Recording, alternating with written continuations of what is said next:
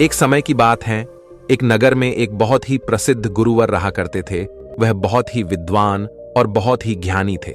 लोग उनके पास अपने समाधान के लिए बहुत दूर दूर से आया करते थे और उनके आश्रम में उनके कई शिष्य भी उनके साथ रहा करते थे। एक दिन की बात है, वह अपने आश्रम में टहल रहे थे कि तभी उन्होंने देखा कि उनका एक शिष्य संस्कृत के कुछ लोगों को एक पन्ने से दूसरे पन्ने पर उतारने का प्रयास कर रहा था, लेकिन बार बार गलती होने के कारण उसे वह सारा काम दोबारा शुरू करना पड़ रहा था। कई बार प्रयास करने के बाद आखिरकार वह थक गया और हार मान ली। तभी उसकी नजर उन गुरुवर पर पड़ी। जब उस शिष्य ने उन गुरु को देखा तो उन्हें प्रणाम किया और अपनी समस्या बताते हुए वह उन गुरुवर से कहता है, हे गुरुवर, मैं करीब 2 घंटों से नए पन्ने पर उतारने की कोशिश कर रहा हूं, लेकिन बार बार न जाने क्यों मुझसे गलती हो जा रही है। न जाने क्यों बार बार मेरा मन भटक जा रहा है। मैं हर बार अपने मन को साधने की कोशिश कर रहा हूं, लेकिन बार बार मुझसे कोई ना कोई गलती हो ही जा रही है और इसी कारण मुझे बार बार यह काम एक नए सिरे से शुरू करना पड़ रहा है। आखिर ऐसा क्यों हो रहा है? इसका जवाब देते वह गुरुवर अपने उस शिष्य से कहते हैं, भंते, ऐसा केवल ध्यान की कमी के कारण होता है, क्योंकि एक साधारण इंसान अपने मस्तिष्क की 99% ऊर्जा को यूं ही व्यर्थ कर देता है। इसी कारण उसका मन किसी भी कार्य में नहीं लग पाता और यही वजह है कि उनसे बार बार गलतियां होती रहती हैं और वह चाहकर भी उन गलतियों को सुधार नहीं पाते और वहीं पर एक सधा हुआ मन इन कार्यों को बड़ी सरलता और सहजता से कर लेता है और इसके पीछे भी कई कारण हैं। तभी वह शिष्य उन गुरुवर से कहता है, कौन से कारण है गुरुवर? तभी वह गुरुवर अपने उस शिष्य से पहला कारण बताते हुए कहते हैं, भंते, आप लिखते वक्त जरूर किसी और घटना के बारे में सोच रहे हो। इस पर वह शिष्य हाँ में सर हिलाते हुए कहता है, जी गुरुवर, आपने बिल्कुल सही कहा। आज सभी शिष्यों की छुट्टी है और सभी अपने अपने कामों से बाहर गए हैं, लेकिन मुझे यह काम मिला है और मुझे इस काम को पूरा करना है। शायद यही कारण है कि मैं ठीक से मन नहीं लगा पा रहा। तभी वह युवा शिष्य उन गुरुवर से कहता है, हे गुरुवर, यदि हमारा मन कहीं ना लगे और हम किसी भी कार्य को सही ढंग से ना कर पाए तो ऐसी स्थिति में हम अपने ध्यान को कैसे बढ़ा सकते हैं? इसका जवाब देते हुए वह गुरुवर अपने उस युवा शिष्य से कहते हैं, भंते, मैं तुम्हें कुछ ऐसे तरीके बताने जा रहा हूं जिन्हें यदि तुम ध्यान में रखोगे तो तुम अवश्य ही अपनी ध्यान शक्ति को बढ़ा पाओगे और तुम किसी भी कार्य में गहराई से मन लगा पाओगे। आगे गुरुवर सबसे पहला तरीका बताते हुए कहते हैं, भंते, जब भी तुम्हारा मन किसी कार्य में ना लगे तो सबसे पहले सांसें लो और गहरी सांसें छोड़ो। ऐसा करीब 5 बार करो और अपने मन को काम और अन्य चीजों से हटाकर केवल सांस पर ले आओ। आगे गुरुवर अगला तरीका बताते हुए कहते हैं, भंते, जब भी तुम कोई कार्य कर रहे हो तो अपनी सारी इंद्रियों को एक काम से जोड़ने का प्रयास करो। जैसे कि अब भी तुम लिखने का प्रयास कर रहे थे, तो लिखते वक्त जब तुम कलम अपने हाथों में पकड़ते हो तो उंगलियों के बीच में उस कलम का स्पर्श महसूस करो। अपनी आंखों से शब्दों को बनते हुए देखो और लिखते समय कलम और कागज के घर्षण से जो आवाज उत्पन्न हो रही है उस पर ध्यान केंद्रित करो। उसे ध्यान से सुनो या फिर तुम लिखते समय शब्दों का उच्चारण अपने मन के भीतर गूंजता हुआ महसूस करो। और अब अपनी नाक से उस स्याही की गंध को महसूस करो। इससे तुम्हारी सारी इंद्रियां एकजुट हो जाएंगी और एक ही काम से जुड़ जाएंगी। आगे वह गुरुवर कहते हैं, अपने काम के साथ एकजुट हो जाओ, उससे जुड़ जाओ और अपनी इंद्रियों को अपने काम के साथ जोड़ने के बाद तुम्हारा ध्यान अत्यधिक गहरा हो जाएगा। इसका अर्थ यह हुआ कि तुम काम के साथ एक हो चुके हो, यानी कि तुम काम में पूरी तरह से खो चुके हो। और जब तुम इस प्रकार कोई भी कार्य करोगे तो तुम्हें समय का पता भी नहीं चलेगा और तुम्हारे कार्य में कोई भी गलती भी नहीं होगी। लेकिन मेरी एक बात और याद रखना, यदि बीच बीच में तुम्हारा मन भटकने लगे, तुम्हारे मन में तरह तरह के विचार उठने लगे और तुम्हारा मन यहां वहां भागने लगे, तो डरना मत। तुम दोबारा से निश्चय करना और दोबारा से ध्यान लगाने का प्रयास करना। देखते ही देखते तुम इस अभ्यास में निपुण हो जाओगे और तुम्हारा ध्यान अत्यधिक गहरा होता चला जाएगा।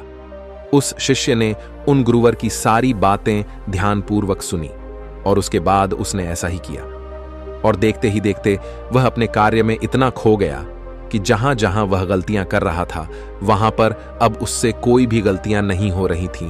और तो और उसने अपना सारा कार्य एक बार में ही पूरा कर लिया। और ऐसा इसलिए हो पाया क्योंकि हमारा सारा ध्यान हमारी इंद्रियों में बटा होता है, और इसलिए हमें अपनी इंद्रियों को एक कार्य पर लगाना बहुत आवश्यक है। क्योंकि यदि हमारा ध्यान इन इंद्रियों में बटा रहेगा तो हमारा मन भटकता रहेगा। जहां जहां भी हमारी इंद्रियां भागी, वहां वहां हमारा मन भी भागेगा। लेकिन वहीं पर यदि आपने अपनी सारी इंद्रियों को केवल एक ही कार्य पर लगा दिया तो आपका मन भटकना बंद हो जाएगा, और इस समय आप बहुत ही अत्यधिक गहरे ध्यान में पहुंच जाएंगे। किंतु साधारण मन इसे ज्यादा देर तक साध नहीं सकता, लेकिन इस प्रकार बार बार और निरंतर अभ्यास करने से मन ध्यान को साधना सीख जाता है, और आपका ध्यान अत्यधिक गहरा होने लगता है, और आपको उस कार्य में रुचि भी आने लगती है। और जब भी आप उस कार्य में पूरी तरह से खो जाते हैं तो आपको समय का भी पता नहीं लगता, और आपका कार्य भी अच्छी तरह से और सफलतापूर्वक हो जाता है। वह गुरुवर अपने शिष्य को यह सारी बातें बताकर ध्यान में लीन हो गए। लेकिन तभी वहां पर एक युवक आया, और उस युवक ने उन गुरुवर को प्रणाम किया। तभी उन गुरुवर ने अपनी आंखें खोली, और इस पर वह युवक कहता है, हे गुरुवर, मैं आपके पास बहुत दूर से आया हूं। मैंने आपके बारे में तरह तरह की बातें सुनी हैं। मैंने सुना है कि आप सभी की समस्याओं का समाधान करते हैं। मेरी भी एक समस्या है, कृपया करके मेरा मार्गदर्शन करें। इस पर वह गुरुवर उस युवक से कहते हैं, बोलो, आखिर तुम्हारी क्या समस्या है? वह युवक अपनी समस्या बताते हुए उन गुरु से कहता है, हे गुरुवर, मैं बहुत लंबे समय से तैयारी कर रहा हूं। मैंने कई तरह के सरकारी परीक्षाएं भी दी हैं, लेकिन मैं किसी में भी उत्तीर्ण नहीं हो पाया। मुझे यह पता ही नहीं चल पा रहा कि आखिर मुझसे गलती कहां हो रही है, आखिर मुझ में क्या कमी है।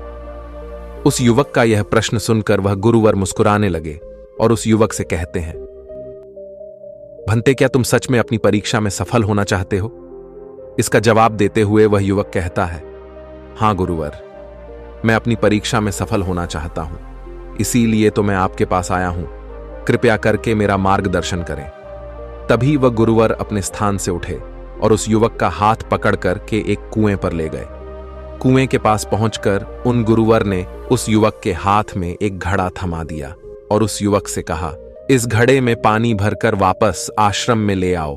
इतना कहकर वह गुरुवर वापस आश्रम लौट गए।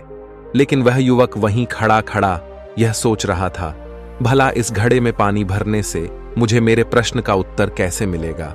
आखिर मुझे यह कैसे पता चलेगा कि मैं परीक्षा में कैसे पास हो सकता हूं? लेकिन उस युवक के पास और कोई विकल्प भी नहीं था, इसलिए जैसा कि उसे उन गुरुवर ने कहा था, कुएं से पानी खींचा और मटके में पानी भर लिया। लेकिन यह क्या, मटके में तो कई सारे बारीक छेद है जिनसे पानी धीरे धीरे रिस रहा है। वह युवक मन ही मन यह सोचने लगा, इस घड़े में तो छेद है, मैं इसे आश्रम में कैसे ले जाऊंगा? तभी उसने सोचा, यह छेद तो बहुत छोटे हैं, यदि मैं इसे जल्दी जल्दी ले जाऊं तो मैं आश्रम तक जल्दी पहुंच जाऊंगा और इसमें से पानी भी ज्यादा नहीं गिरेगा। यह सोचकर उस युवक ने वह घड़ा उठाया और दौड़ता हुआ वह जल्दी जल्दी उन गुरुवर के पास पहुंचा। लेकिन जब तक वह वहां आश्रम पहुंचता, वह पूरी तरह से भीग चुका था और मटके में पानी केवल नाम मात्र के लिए ही बचा था। इसे देखकर वह गुरुवर मुस्कुराने लगे और उस युवक से कहते हैं, मन का भटकाव बहुत बड़ी बीमारी है और तुम्हारे साथ भी यही हो रहा है। तुम्हारे मन में विभिन्न प्रकार के विचार हैं, अर्थात तुम एक समय में कई सारे विचार सोच रहे हो, जिस कारण लगातार तुम्हारी मानसिक ऊर्जा व्यर्थ हो रही है और इसीलिए मेहनत करते हुए भी तुम कोई परिणाम प्राप्त नहीं कर पा रहे हो। जैसा कि उस मटके में कई सारे बारीक छेद थे और तुमने सोचा कि तुम उसे लेकर जल्दी जल्द आश्रम पहुंच जाओगे, जो तुम्हारा लक्ष्य था। लेकिन तुमने देखा कि वह सारा पानी धीरे धीरे करके उस मटके से गिरता चला गया और अंत तक इस मटके में केवल नाम मात्र पानी ही बचा है। इसलिए अपने मन को भटकने से रोको, क्योंकि ध्यान के बिना कोई भी कार्य पूरा नहीं किया जा सकता है। इस पर कुछ लोग जरूर कहेंगे कि कुछ काम केवल शारीरिक शक्ति से ही होते हैं, लेकिन याद रखें कि शरीर भी मन के आदेश पर ही चलता है, इसलिए सारे कार्य मानसिक शक्ति से ही संभव हो पाते हैं। यदि कोई लकड़हारा लकड़ी काटते समय ध्यान ना रखे तो वह एक जगह पर कुल्हाड़ी नहीं चला सकता और हो सकता है कि वह खुद को चोट भी पहुंचा ले। इसलिए जानकारी और हर कार्य का मूल तत्व है ध्यान, और यदि तुम अपने जीवन में कुछ बड़ा हासिल करना चाहते हो, इस परीक्षा में सफल होना चाहते हो, तो तुम्हें एक जगह तो ध्यान लगाना सीखना ही होगा, क्योंकि तुम जैसी आदत डालोगे वैसा ही तुम्हारा मन बनता चला जाएगा। इसलिए जब भी तुम छोटे से छोटा कार्य भी करो तो उसे पूरा मन लगाकर करो। ऐसा करने से हमारे मन का स्वभाव बदलने लगता है और हम किसी भी कार्य में मन लगाने लगते हैं। और यदि एक बार तुमने इसमें निपुणता हासिल कर ली तो तुम्हें सफलता अवश्य मिलेगी। तभी वह युवक उन गुरुवर से कहता है, किंतु गुरुवर, जब भी मैं पढ़ने बैठता हूं तो मन में तरह तरह के विचार आने लगते हैं और मैं मन के उन विचारों में हटा चला जाता हूं। मैं चाहकर भी अपने मन को रोक नहीं पाता। ऐसी स्थिति में मैं मन के उन विचारों को कैसे छोड़ सकता हूं? इस पर वह गुरुवर मुस्कुराते हुए उस युवक के हाथों में गिलास थमा है और उस गिलास में लबालब पानी भर देते हैं और उस युवक से कहते हैं, यह गिलास जो तुम्हारे हाथ में है, इस गिलास में से एक भी बूंद पानी नीचे नहीं गिरना चाहिए, इसे पकड़ कर रखो। इस पर वह युवक कहता है, लेकिन कब तक? इसके जवाब में वह गुरुवर उस युवक से कहते हैं, जब तक यह गिलास मैं तुम्हें नीचे रखने के लिए ना कहूं।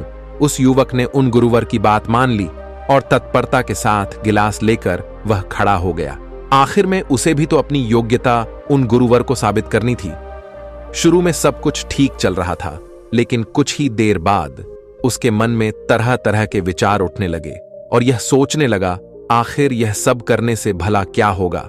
मैं चाहे कितनी भी कोशिश कर लूं, लेकिन मेरा मन मेरे बस में नहीं आने वाला।